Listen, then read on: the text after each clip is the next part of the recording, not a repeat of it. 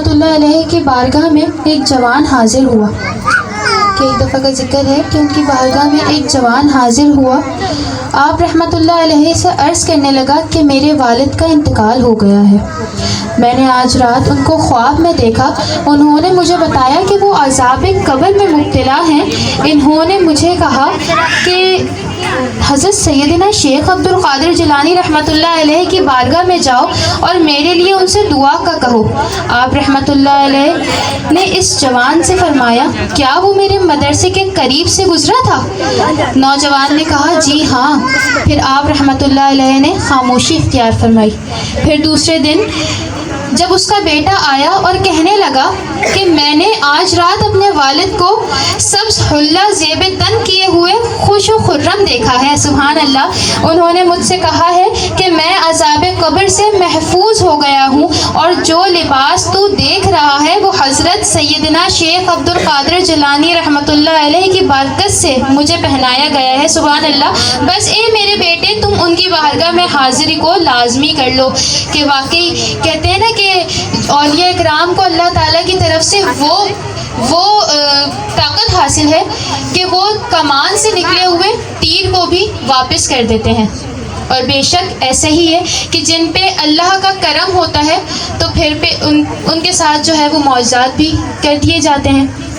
پھر حضرت سید شیخ محی الدین عبد القادر جیلانی رحمۃ اللہ علیہ نے فرمایا میرے رب عز و جل نے مجھ سے وعدہ فرمایا ہے کہ میں اس مسلمان کے عذاب میں تخفیف یعنی کمی کروں گا جس کا گزر تمہارے مدرسۃ المسلمین پر ہوگا. یعنی صرف گزر کی اتنی برکت ہے تو ان کے پاس جانا, ان سے خطاب کرنا, اس زمانے میں جو ان کے پاس جاتا تھا, ان سے کلام کرتا تھا, ان کی خدمت میں حاضر ہوتا تھا تو ان کا کیا مرتبہ ہوگا.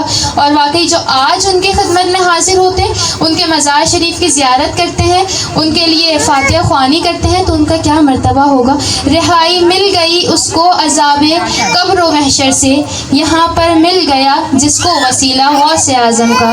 سر بھلا کیا کوئی جانے کہ ہے کیسا تیرا, اولیاء ملتے ہیں آنکھیں وہ ہے تلوا تیرا.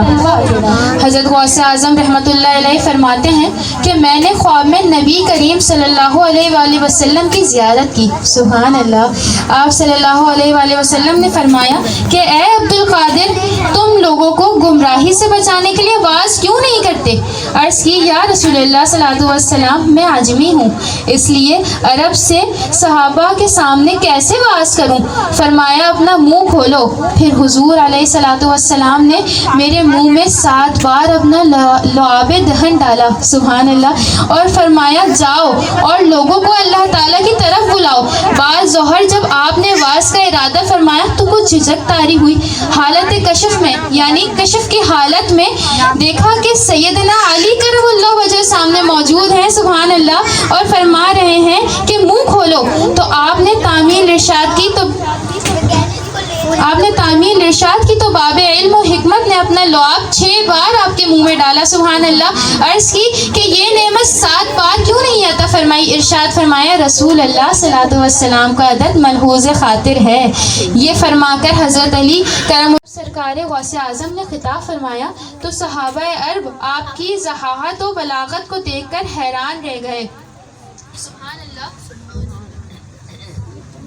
آپ کے بحث میں 70,000 سے زائد لوگ شرکت کرتے جس میں علماء و فقہ یعنی عالم بھی, فقہ کے عالم بھی اور اکابر اولیاء اکرام کے علاوہ ملائک و جنات اور رجال الغیب بکثرت شریک ہوتے. اخبار الاخیار میں ہے کہ جتنے لوگ آپ کی مجلس میں نظر نہیں آتے تھے نا ان سے کہیں زیادہ ایسے حاضرین ہوتے تھے جو نظر نہیں آتے تھے. مطلب مجلس میں وہ لوگ تو ہوتے تھے جو نظر آتے تھے اور ان سے کئی زیادہ وہ لوگ ہوتے تھے جو نظر نہیں آتے تھے. یعنی رجال الغیب سے جو حاضری لگاتے تھے آپ کی آواز دور نزدیک کے سامعین کو یکساں سن کر کے لوگوں کو دعوت دیتے تھے, تبلیغ کرتے تھے